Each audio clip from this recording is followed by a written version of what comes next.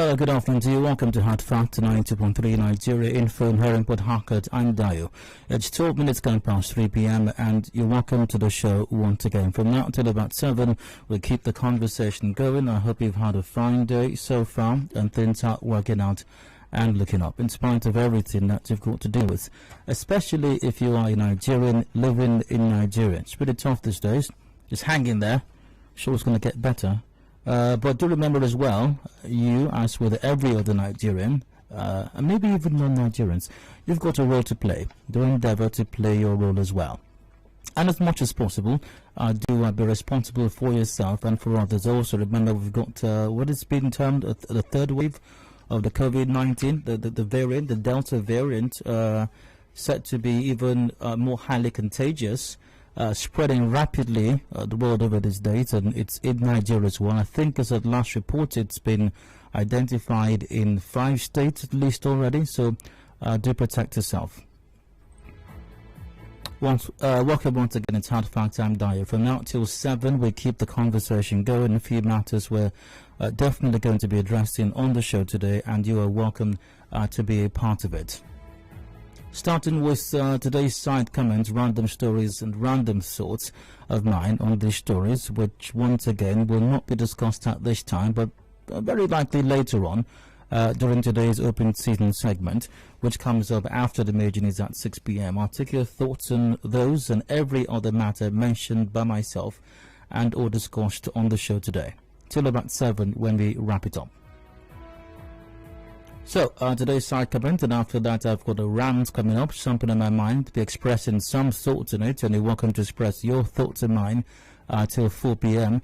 Business news is up at 4. After that, we move on with the conversation, and is Rivers State APC, that's the All Progressives Congress, are they once again committing suicide of the judicial kind?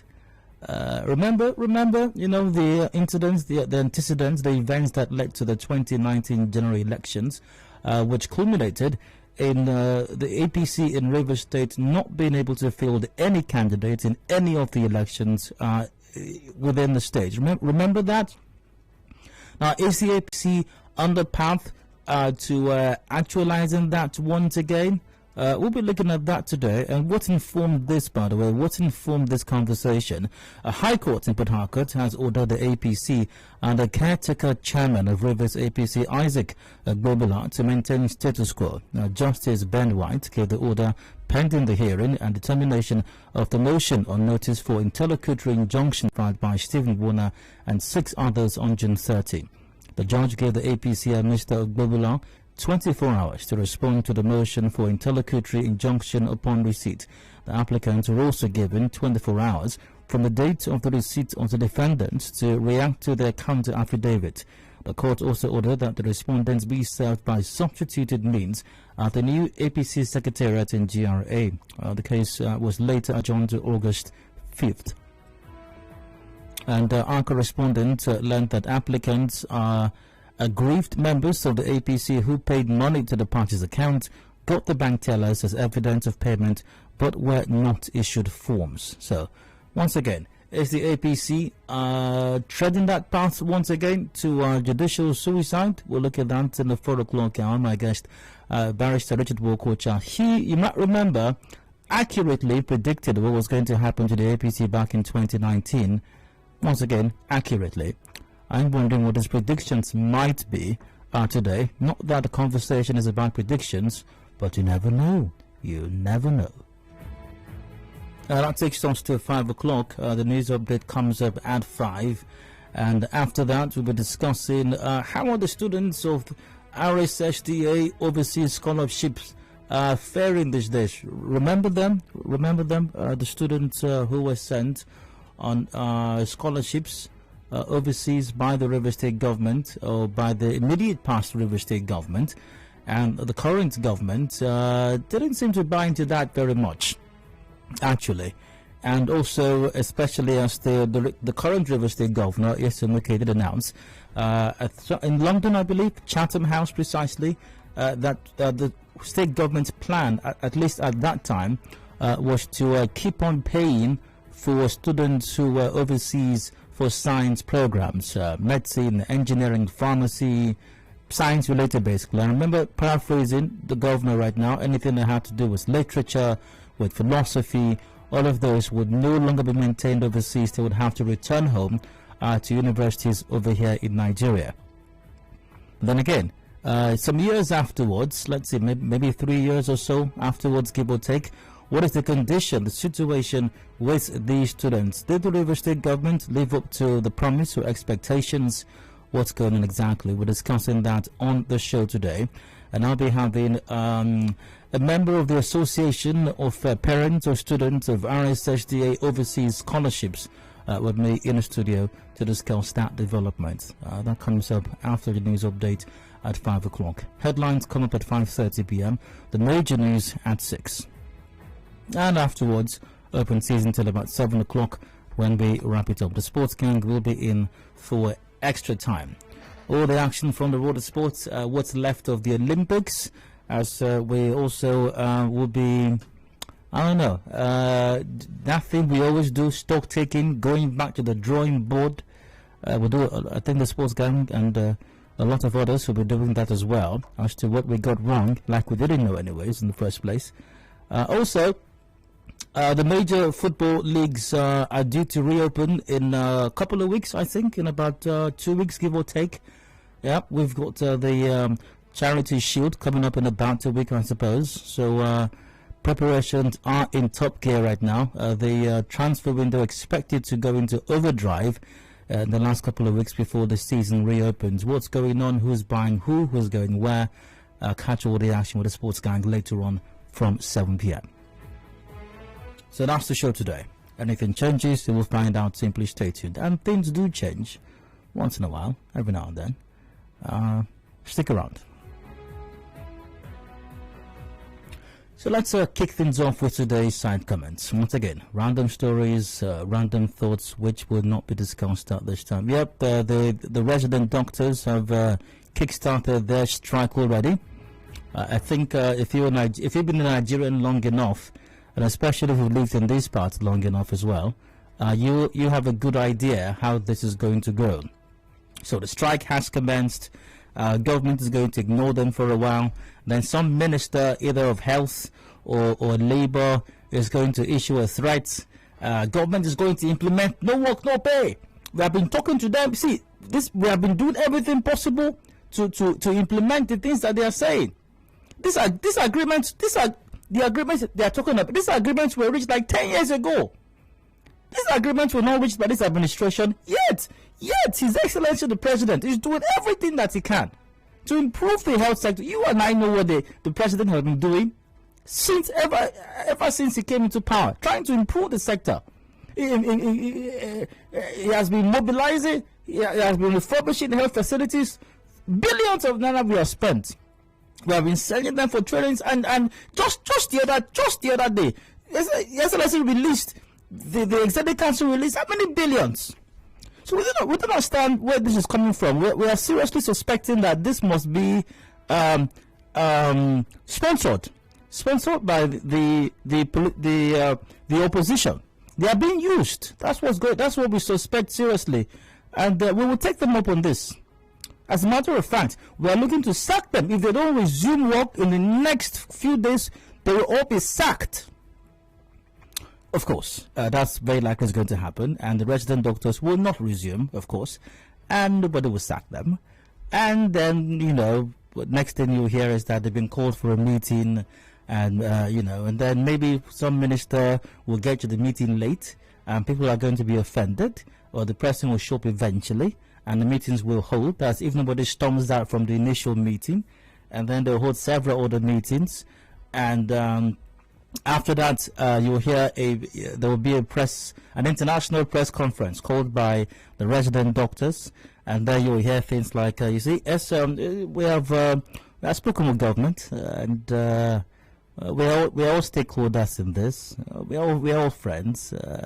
Nobody wants it to come to this. Nobody likes strike. Strike is always the last option that's available to us. We just want to dialogue with government. That's why. But we have spoken with government, and we have been able to elicit a commitment a commitment from the government, and we hereby call on our members to that the strike has been called off, and they are to resume work with immediate effect tomorrow. And we trust government. We trust government. We want to call on all well-meaning Nigerians also. We thank the Senate President who spoke to us, who called us for meetings on this matter, who didn't want it to escalate. We thank the Speaker of the House of Reps for his great giant strides and efforts also in trying to help to address this matter.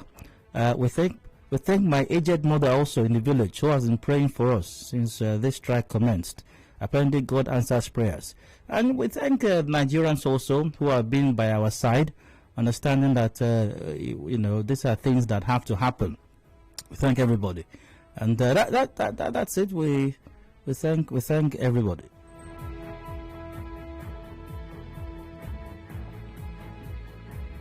And yes, they'll go back to work, and then till another couple of months again, when another warning strike will be declared, and after a while, then the strike starts all over again. Yeah, basically, it's a never-ending cycle. Actually, a never-ending cycle. Let's see what has caught my attention on the news today.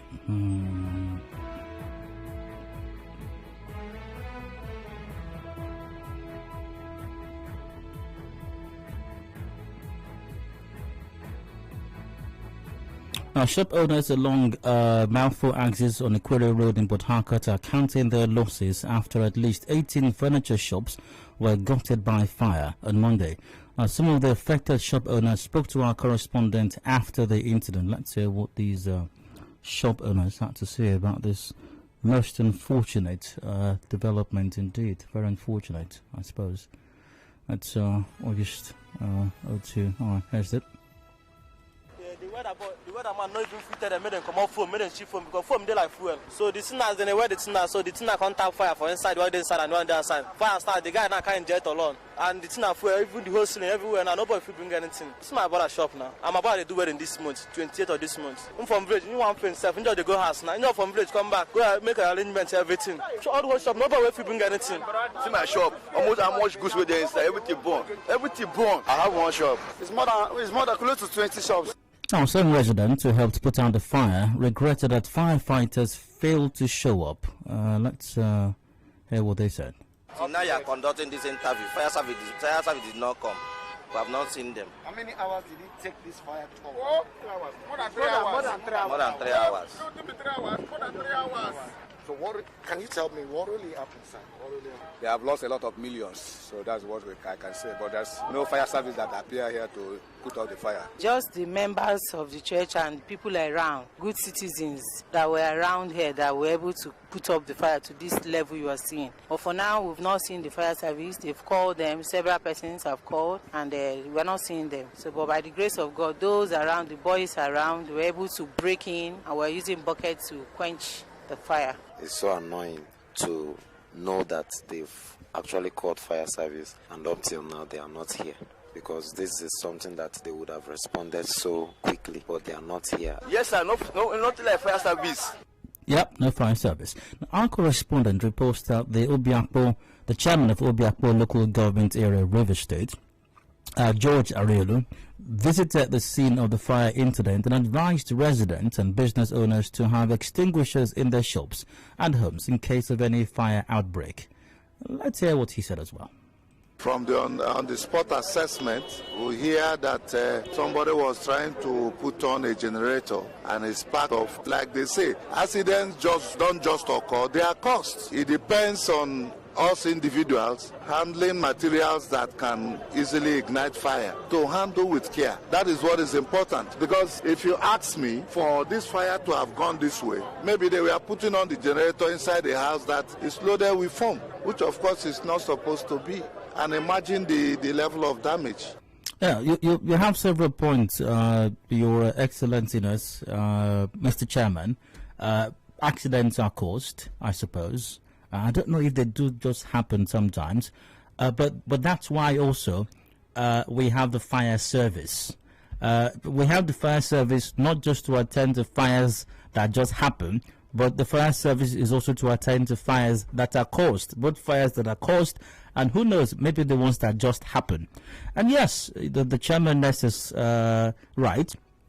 People should have fire extinguishers in their shops or in their homes. But then again, I mean, how much work has government, whether at state level or local level or even the federal level, done to enlighten Nigerians as to the need to have these facilities in their homes or in their business places? But no doubt people do have a responsibility to be responsible for themselves, to exhibit personal leadership, take account of their own lives, protect themselves and others. That's fine. But once again, government also has a responsibility. So why did the fire service of Obiakpo local government area, if Obiakpo local government area has a fire service, not respond to this? I think it would be nice if the chairman could also give an explanation for that, because the fire service, once again, is to attend to both fires that are caused or the ones that just happened, whichever one it is, anyways.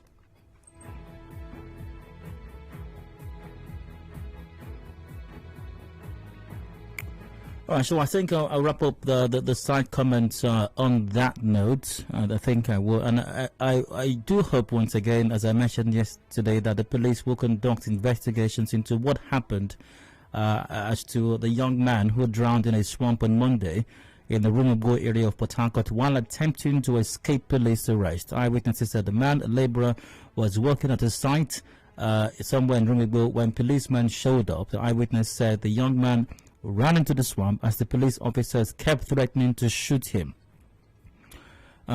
It was gathered that, by the way, his body was retrieved in the evening, reportedly, and it was gathered that a resident had invited the police to arrest labourers working at the site after severally telling the owner of the building under construction to remove the sand used to block the gutter opposite his house. I hope the police in Rivers State are going to investigate what led to this man's death, because whether or not the police officer shot him or shot at him, there could be some culpability here. The question is, why threatening to shoot a labourer who was simply trying to earn a living?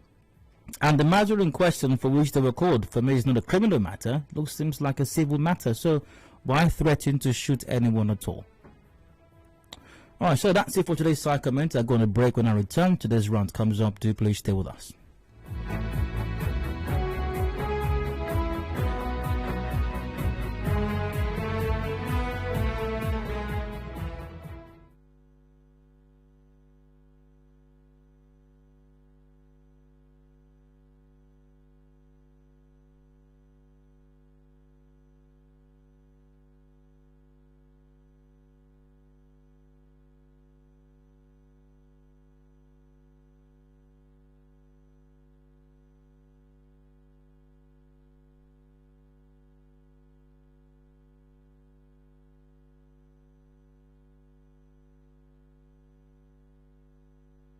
Information is a two-way thing. Nigeria Info, it's your turn. Let's talk. And now, Hard Facts. Hard Facts with Dio. Welcome back. It is Hard Facts in 97.3 Nigeria Info here in Port Harcourt. I'm Dio. And I'd like to rant for just a bit. But before I get to today's rant, from the previous side comment, I got a comment over here. You didn't thank the patients for understanding with you guys. It's not fair. That's from Annie. Annie, you're right. I made a huge mistake. During that press conference, when we're calling off the strike of the resident doctors, we're also going to thank the patients for understanding with us and for not dying in their numbers, I suppose. All right, now, away from that, I'd like to rant for just a bit. Got something on my mind. I'll be expressing some thoughts in it. And you're welcome to express your thoughts and mine all the way till 4 p.m.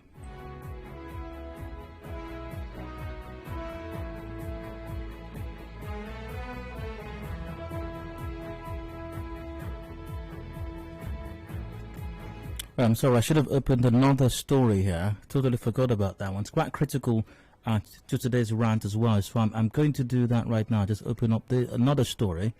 Which, like I mentioned, is quite critical to today's rant. So maybe I'll just do that later on, I suppose, when I get to that point. But anyways, to kick off today's rant, You may have heard the saying, and I suspect strongly that you have, especially if you've seen the Spider-Man franchise, the movies that is, by Marvel and forgotten the other company that owns the rights these days. With great power comes great responsibility. With great power comes great responsibility. There are certain things that an individual might do and it could be overlooked.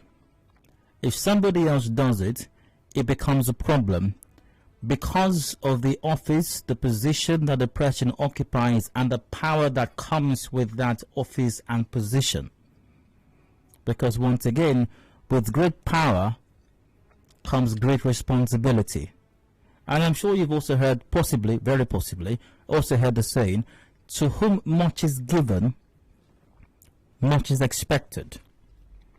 So if much is not given to you, well, I mean, nobody might expect much from you. And even if you were to flounder, they go, oh, well, okay, well, it's that guy after all. I mean, it's that girl after all. Doesn't have much, that's fine.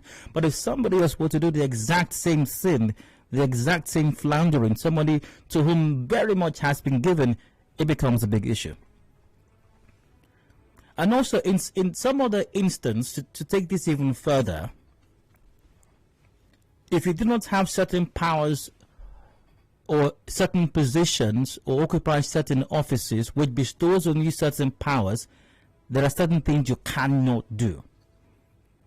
So there are certain things that I cannot do, for example, that you can do because of the office you occupy, because of the position that you occupy, and the power that that position bestows on you. And that takes us back to the saying that I started today's rant with great power comes great responsibility. I'm sure, or I feel certain that you've heard about the Abba Kyari / Hush Puppy situation. And there's been plenty of talk about that matter, about what should happen, about what's happening, about how could this ever have happened in the first place. And unsurprisingly, I must say, whilst there's a lot of decent conversation going on the subject matter, I'd like to think that I've had decent conversation on the matter, one of which I suppose was on the show, was one of my guests, one of the lawyers I invite regularly to the studio to discuss this matter. So I think it was Barrister Okocha on that day, I suppose. I think so. If not Barrister Oguche. We had a decent conversation on the matter. It's not surprising that there's some other conversation that is less than decent that has been had on the same issue as well. You have some persons who are politicizing the matter. You have some persons who have even ethnicized the matter, who suggest that because he's from the north, nothing must happen to him. I even read somewhere some person saying that the FBI has colluded with southern leaders to embarrass Abba Kyari, as ridiculous as that sounds, really. But it's also from the part of the narrative that some persons are having on the subject matter these days. But I would like to remind everyone once again, whether he comes from the north or he comes from the south or the middle belt or north central or the southeast, is completely irrelevant. What matters is the substance of the accusation leveled against him. Did he commit the crime or not? And remember, with great power comes great responsibility. However, some other person has expressed some opinion on this matter, less than decent if you ask me, which is what has inspired today's rant. Here's a story from the cable. Brekete family radio host says DCP Abba Kyari shouldn't go down for one mistake. Now here's the story. Ahmad Isa, founder of Brekete Family Radio, says Abba Kyari, Deputy Commissioner of Police, should not go down for one mistake, even if the allegation against him is true. He goes, even if the allegation against him is true, even if the allegation against him is true. Now, reading on, Issa said Kyari has done so much good to go down for a mistake. The embattled DCP is on suspension. Another proof for his alleged relationship with Ramon Abbas, self-confessed international fraudster, better known as Hush Puppy. Hush Puppy had alleged that he bribed Kyari to arrest and jail one of his rivals in Nigeria after a dispute over a $1.1 million scam on Qatari business people. But Kyari, whom the U.S. Federal Bureau of Investigation has put an extradition request for, denied any wrongdoing. He said he never collected money from Hush Puppy. Now, speaking on his breakfast radio television program on 101.1 FM in Abuja on Tuesday, Issa said the U.S. is wrong to ask for the extradition of Kyari. He said, and I quote, in Pidgin, but I'm going to translate into English, I suppose, as best as I can. This thing that Abba Kyari has entered, many police officers are celebrating. Ineffective police officers. Some of them are gossip machines. Some of them are wives. They are men, but they are wives to their orgas. He said in Pidgin English. They are celebrating. They are quick to celebrate. But let me tell you, whether you care to listen or not, Abba Kyari is not going down by the grace of God. He has done too much good to go down because of one mistake, even if it is true. Well, I'd like to admonish this media persona, Ahmad Issa. I hear it's quite popular, actually. If it is true, there are consequences for what Abba Kyari has done. If it is true, the law in Nigeria and in the US as well, I presume, presumes his innocence until proven guilty. If it is true that he did this, there are consequences for it.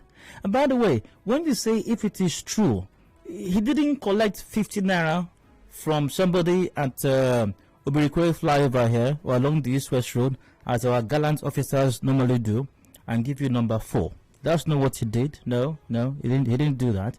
He didn't collect 2,000 naira money for disinfectant and money to make entry at a police station. No, that's not what he did, even though that should warrant some consequence as well for any officer who does that. No, he didn't stop you unnecessarily along the road, collect your car papers and driver's license, and ask you to wait there, that you are speaking English. Don't worry, I'll deal with you today. Then after spending about an hour or two there, he now said, oh God, find something for the boys now, and this English is too much. And that's not what he did, even though that deserves some repercussion as well, but that's not what he did.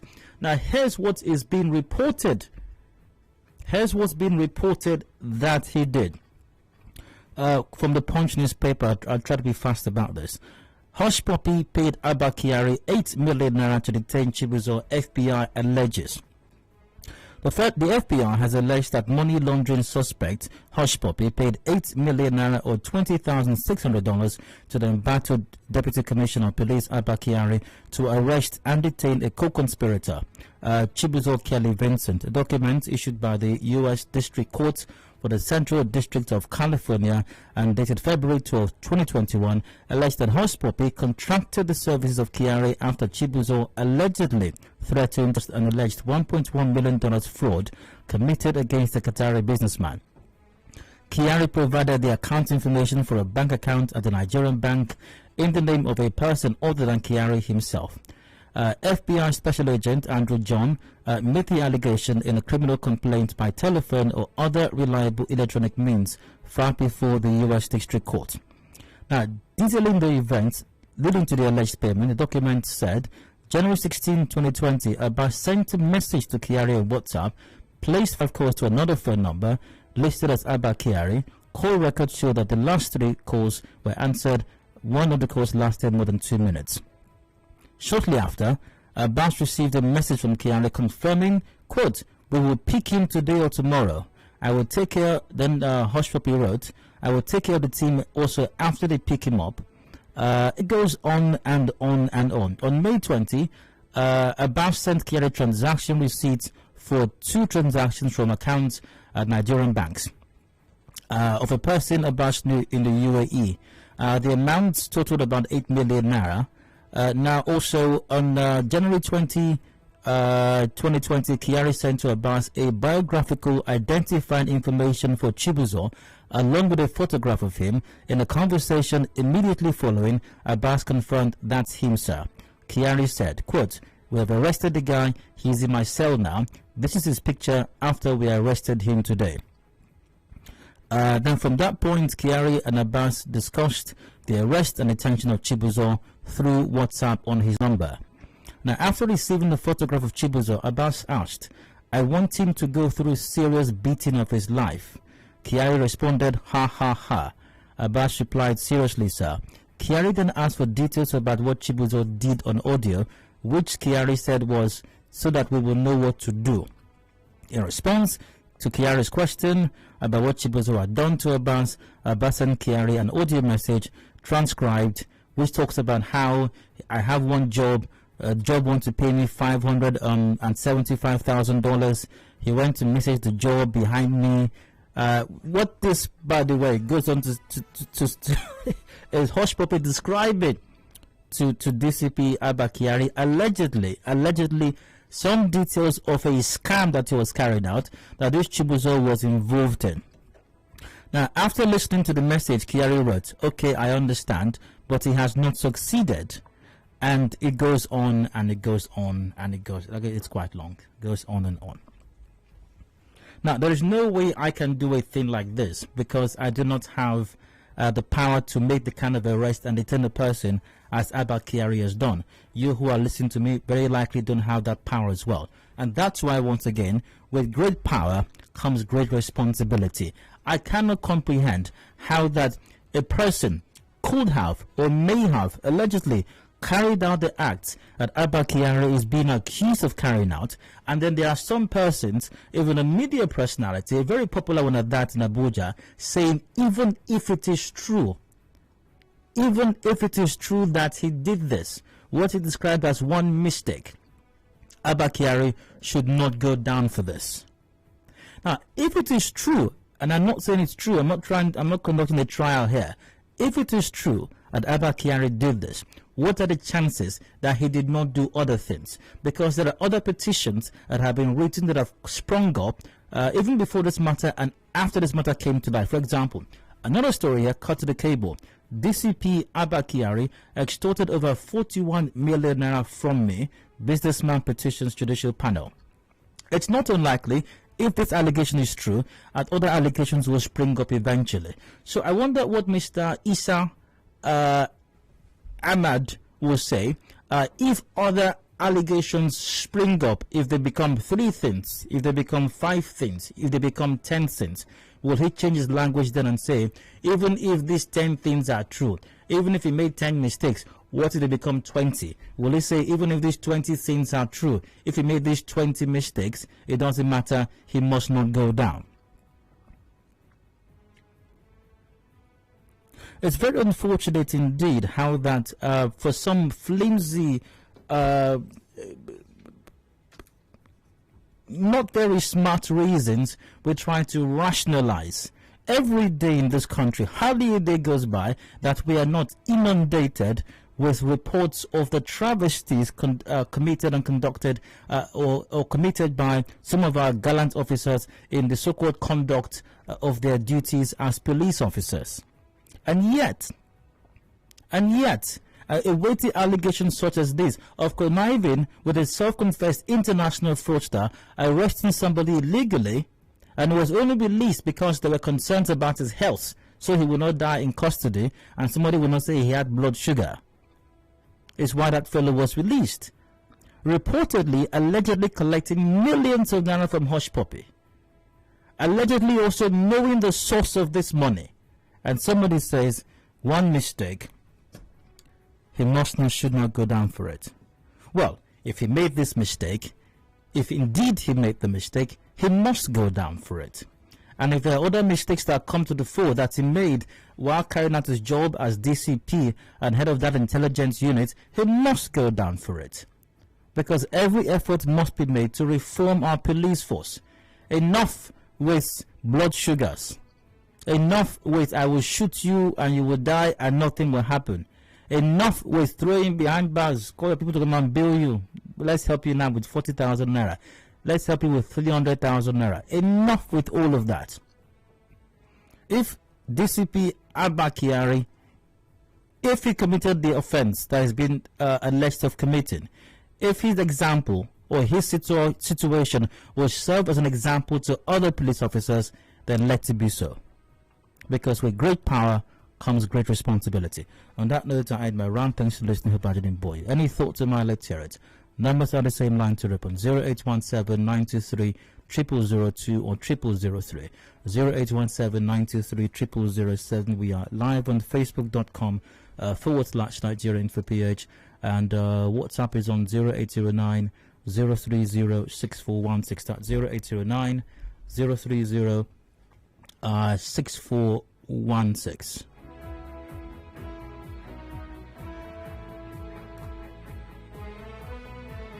Okay, I guess I may have to take the course myself. Hello, hard fact to welcome. Hello, I'm asking there. Hi, go ahead. Okay. Now, the reason why we say corruption in this country cannot be dealt with. Thank God it's a foreign agency that is dealing with it. Assuming it's Nigeria, you can see that he has no headway. Because they have already turned it to a tribal stuff. They have turned it to an ethnic thing. So, corruption in this country cannot be dealt with because a lot of people in the high places who are, okay, imagine a whole media owner is playing this kind of thing. So, Dayo, tell me, how can we get truth from this kind of media owner when a tribal person commits a crime in this country? How can this kind of person come and say this person has committed such a crime when it is his own tribal brother or his own brother direct? Can he do it? He cannot. And these are the things that is happening in this country. Okay, look at what he's saying now publicly. Nobody, the government is not going to question him or to caution him. What is mistake? Do you make mistake in collecting over how many millions? I don't understand what they call mistake. Mistake as in how? Overseer that took place for more than how many times? Even the person who told you the deal, if it's a mistake, it's not like the money was sent in his account unknowingly to him. He received it unknowingly and he collected the money and used it. You can say, okay, that one is a mistake. That because the money was sent into his account without his knowledge. This one, they had a conversation, had an agreement, had a deal, and he even know the source. And apparently it's a mistake. And then we're in trouble in this country. Glad to hear from you, sir. Thanks for the conversation. How's it to welcome? Hello, yeah, Mr. Dayo. Hello, go ahead. First of all, I congratulate you. Hello? Yes, you're welcome. Yeah, go ahead. Okay, my name is Ike Money. I'm calling from New Road. Go ahead, sir. In Boba River State. First of all, I have to congratulate you for your job you have been doing, okay? And you see, secondly, I want to explain one or two things to you. You see, this issue of them from the higher ranking of the police is also to the lower ranking of the police. If I explain to you what happened here yesterday, you will begin to ask yourself, these people, are they policemen that will come to streets and begin to chase people on the street, go to somebody's house, begin to destroy somebody's house, begin to collect people and take them inside the car, collect 80,000 naira from them, collect their phone from them, and they call themselves policemen? I don't know if you understand. This thing just happened yesterday. You know, went to a place, chase people, destroy the person's house, collected money from the boy, hey, this, that. They will see. In fact, the name of the policeman is Sylvester. He was attached to this IGP monitoring thing that is at what is it called, near the government house. Please to try as much as possible to caution them. Even if we are talking about from the high rank, what about on the lower ranking of the policemen? It's very bad. You know, it's right time we have to change the policy and the ways of how the police people behave to we one day. The other day I was walking on the road some couple of days. They saw a young boy pressing his phone. They stopped him, collect his phone from him that is an internet fraudster. This is supposed to be done in the country. The country that the police are supposed to be protecting us. Look at what happened. Now, the media is saying that even if it's a one mistake, that you don't have to go down. It's such a crime. Great to hear from you, sir. Great to hear from you, sir. But I must move on right now. I'll go to King on the line. King, you're welcome. Please go on. Good afternoon, Dayo. Hello, go ahead. Dayo, there are some things that when I hear it in this country, I begin to imagine where we are heading to. Everything is being taken for granted in this country to an extent that such erroneous crime committed by Abba Kyari was saying is a mistake. We should not let it go. You agree with me that the high level of indiscipline in police is what that results to all other security lapses we are seeing in this country today. My own humble suggestion in this issue is this. The law should take its full cost. I thank God for the international community because this is not the first, if we investigate very well, this is not the first time such petition of bribery and other related crimes has been mentioned against this man. But thank God for the international community. So they should probe him. He should be probed because from the office he is holding, it is expected that he is a hope of a common man. Now, what will he say to that an officer of that rank is not duping people? Assuming I dupe person, that better come to arrest me. From they say if that comes to equity should come to equity with clean hands. I think it's nice, it's not clean. King, great to hear from you, sir. But I must move on right now. David from Dylan, I'll be with you shortly via WhatsApp. Hello, Di. I hope I'm wrong, but this is not the same individual who assaulted a guest on his show some time ago. It's the one, actually. Little wonder he has the nerve to openly defend the road cop if he could remain on air after such misconduct, which was caught in live video. That's from Mac Paul. Oftentimes, with the length of time he stayed in office, it's most likely allegedly true. As for the media personnel, corruption has become a fixed mindset and a culture. We must never stop speaking the truth. Open up from Umegbo Saturday. Hi, Dio, greetings. Honestly, I'm short of words based on some response from our Nigerian people. Do you see why we're not growing in this country? Imagine a media persona uttering such unreasonable comments. This is preposterous and most miserable. That's a blessing from Port Harcourt. Let's see. Okay, I'll get to Facebook shortly. David from Dylan, you're welcome. Please go on. Yeah, good evening, Dio. All right, go ahead.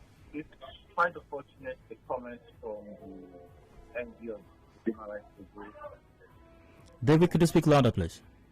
Yes, I think it's quite unfortunate the comments from the owner of the Human Rights Brekete.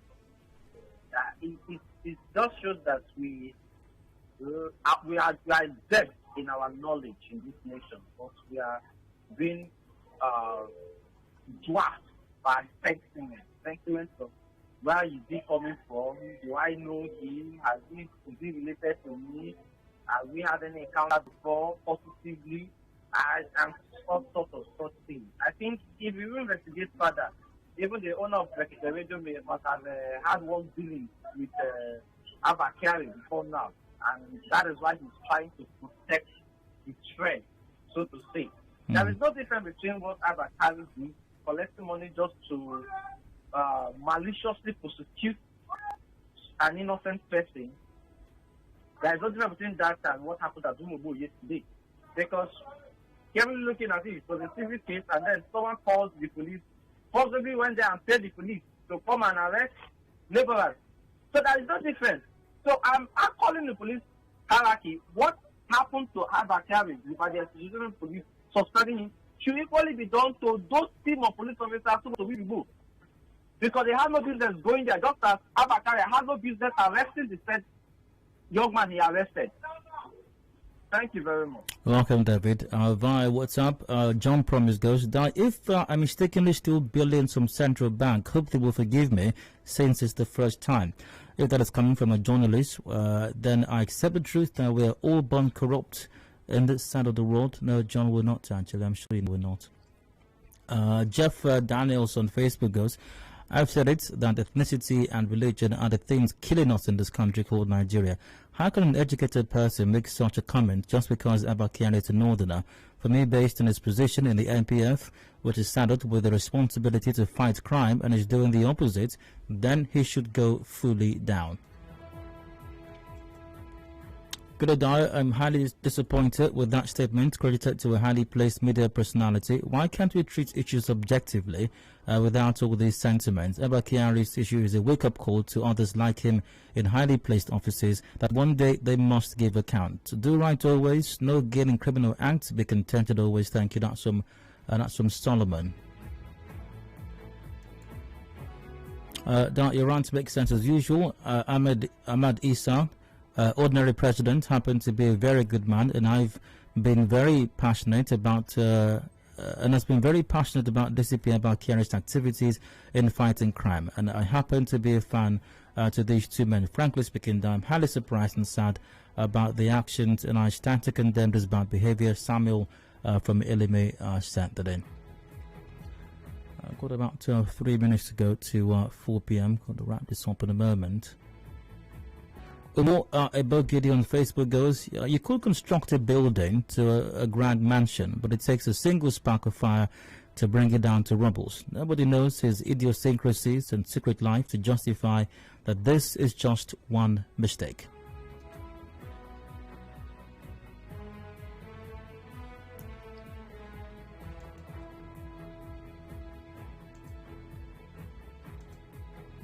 Good or not, there's no way anyone can convince me that Abba Kyari acted alone. He must name them all. They must all be fished out and punished. The Nigerian police force reeks of corruption. The cesspool of corruption stinks to the depths beneath. We have a hard way to travel and a long way to go. Quoting Jimmy Cliff, that's from Newton Kere. Absolutely we do. Once again, today's conversation or this rant is not an attempt to conduct a media trial of Abba Kyari, but if he's guilty, investigations must be carried out. If he's determined that he's guilty, he must pay the price for it. You cannot be a police officer and use your uniform and your power and position to illegally arrest people, and God knows what else he may have done, and other officers, by the way, and some person says that it's one mistake. One mistake. I wonder if the Ikoku 5 and the Ikunado family will take that excuse of one mistake. I wonder if the laborer who was killed yesterday or who died yesterday, I wonder if his family and friends will accept the excuse that it was simply one mistake for a police officer to threaten to shoot him for committing no crime actually. I wonder if all the other people who allegedly have been shot and killed or maimed by the Rumokoro police station, was it a year or two ago, or 2 years ago or thereabouts, shot at people, so many of them injured, many of them not totally recovered yet. I wonder if they were going to accept the excuse that it was just one mistake. It's 4 p.m. right now, a break for the news, the business news, and when I return, is the APC in Rivers State once again